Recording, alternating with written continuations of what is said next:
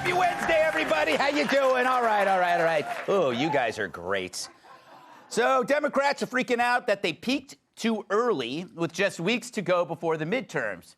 Their celebrations were so premature, it reminds me of prom night. I know. I wish the election was in August, said one Democrat, as they watched their momentum fade like an electric car trying to get up a hill.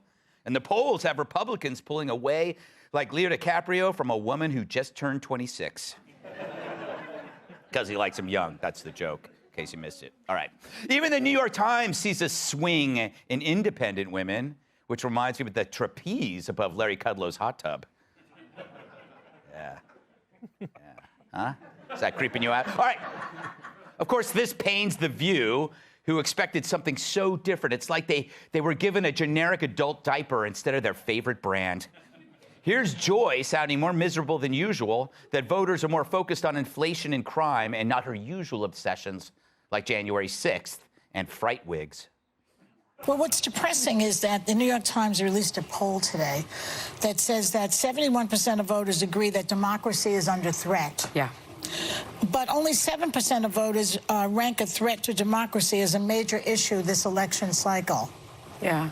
I find that so depressing. I can't begin to tell you. That's why I don't like polls. Talk about racist. No pierogies for you, Whoopi. No surprise, though. Rather than focusing on the that people care about, they went all in on Jan 6th, failing to realize that a slick PowerPoint presentation on Trump Hitler does nothing to lower prices, cut crime, or seal the border. The only people who actually watched were the CNN producers currently in jail. All it did is provide masturbation fodder for anchors at MSNBC, and God knows they need it. But they're missing the bigger trend. The wokesters are now realizing their BS no longer flies. Wokeism has fizzled out like a 3-week-old bottle of ginger ale. And how do I know? Well, when the woke become the fodder on Dr. Phil, who is my second favorite doctor after Dr. Jill. I like her because she dresses like my aunt's sofas. So here's a sad group suggesting punishment for comedians. Why are comedians not even willing to come on college campuses anymore because they're scared to death they're going to say something that offends? The stereotypes used in comedic stand-up is just simply like not okay anymore. So you can say whatever you want, but you need to also be ready for like the repercussions of what you say. I think that while social repercussions are nothing new, what we penalize people for saying is changing. And I think that that's a positive thing. It is a positive thing, but for a different reason, you dope. You know, wokeism has hit the wall when its proponents are treated like sideshow freaks on an afternoon talk show. In case you forgot, afternoons in the 80s and 90s, they were made for this. You stupid bitch! In the case of 4-month-old Mariah, Raphael, you are not.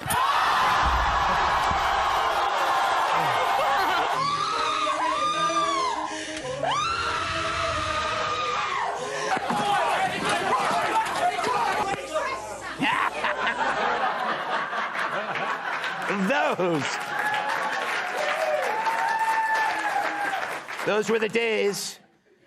Sadly, those people could be running on a Democrat ticket and would do well today.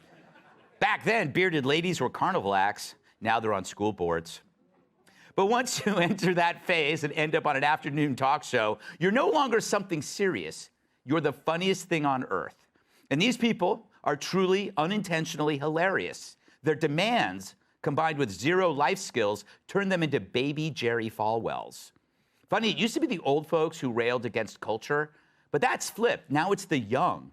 Instead of don't trust anyone over 30, now you can't trust anyone under 30, at least to take a joke or pay their bills or listen to another point of view.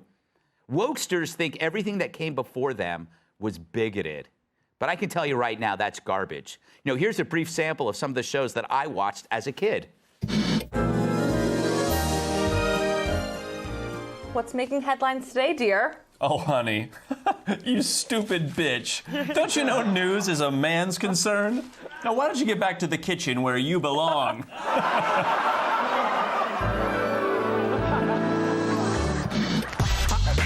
Hot Okay, everybody, it's a very exciting day. We get to meet our new boss, James Washington. What's up? How do you do? Oh, what it is?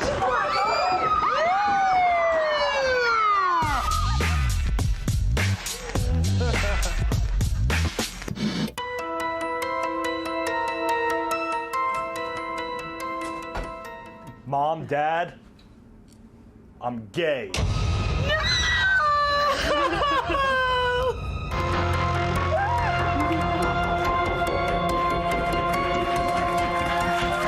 Yeah, that's how it used to be, if you believe the woke.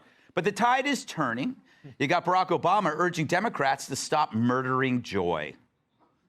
My family, my kids, work that gives me satisfaction, having fun, not being a buzzkill. And sometimes Democrats are, right? It's like, sometimes, people just want to not feel as if they are walking on eggshells. Took them a while to get there, but I miss that, huh? You have states and companies denouncing ESG as shareholders discover woke investing is as smart as funding Alec Baldwin's next movie.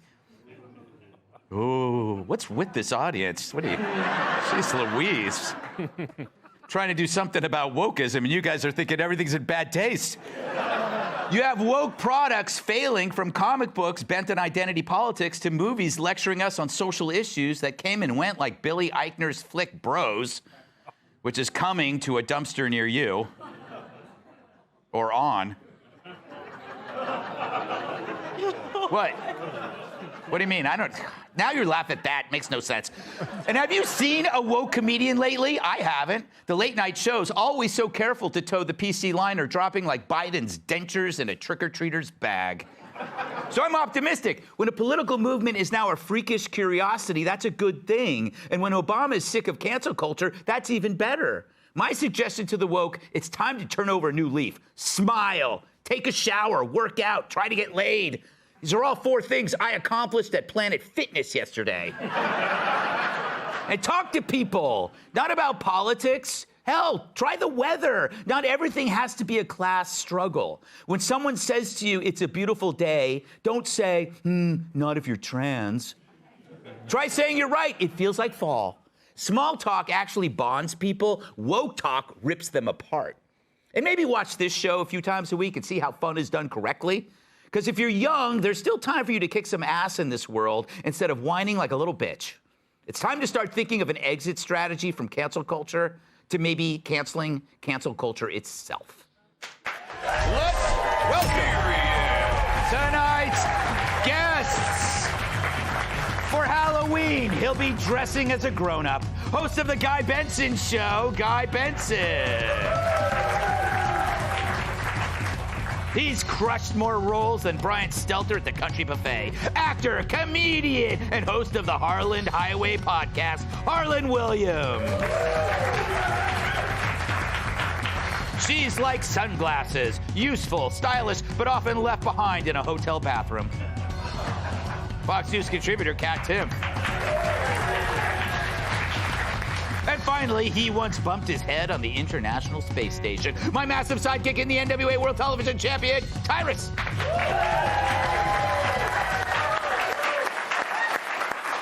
Harlan, I am beyond pleased that you're here. Thank you, buddy. What a treat. Is it really a treat? Yeah. Are you happy to be here? We've been working on this for a long time. A long time, and now it's beyond a treat. It's a cinnamon treat. Yes. Yeah. Yeah. Very tasty. Yeah. A lot of icing on that, huh? Yeah. Yeah. Let it cool after the microwave, though. Oh, sweet and sour smog grease. Yes, it's delicious. Yeah, I like to smear it on my chest. Oh, wow. Yes. Okay. Yeah. We'll leave the light on for you. Yes.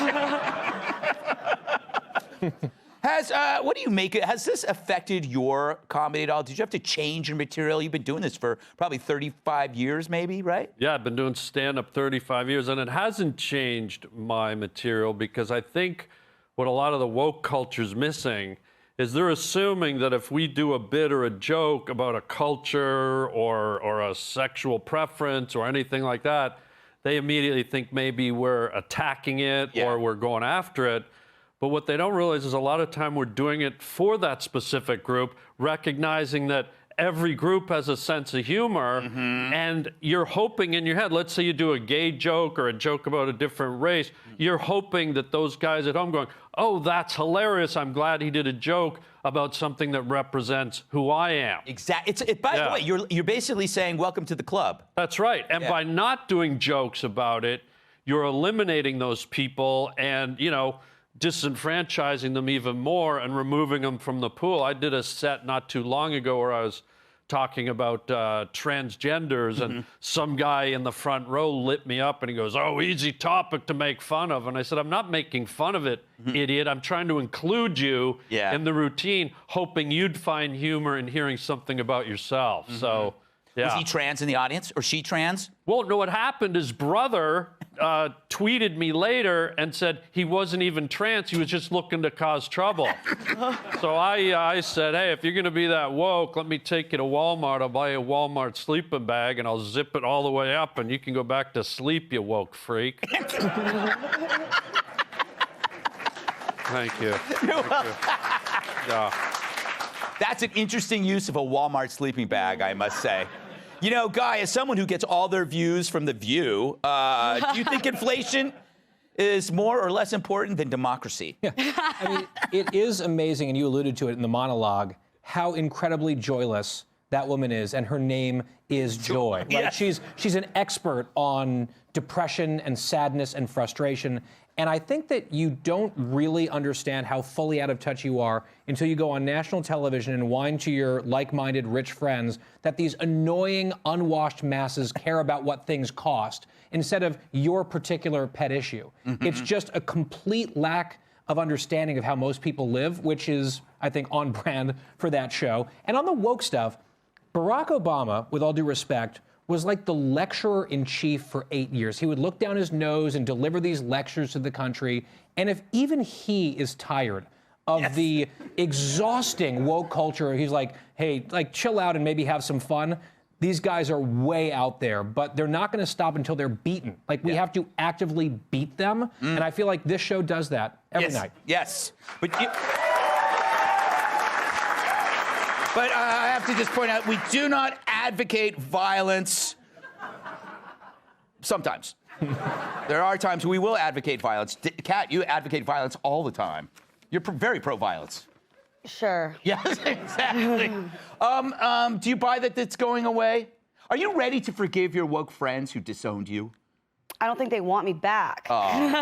That's how disowning works. Yes. I don't think people who benefit from this want to give it up, because I think the idea is they get to say, okay, I just want to be sensitive. I don't want anyone to hurt my feelings. I don't think that's always true. I think there's people that can't wait to have their feelings hurt, because when their feelings hurt, that gives them power over other people just by simply existing. Yeah. So this Dr. Phil thing, which I watched all of it. Of course you did. Dr. Phil's great. I remember being home that's like sick from school and be like, wow, these people are nuts. They don't want to give that up, and they're going to continue to do that. It's not about wanting to feel included. It's wanting to be in your own protected class that gives you power over other people and the ability to shut down other people's speech. Oh, you know, that just scared me, Tyrus. What Kat is suggesting is that something worse will come along. That's what you just said. You said that it really doesn't go away. Sounds on brand for me. Yeah, it does. They're going to up their victim game. Yes, exactly.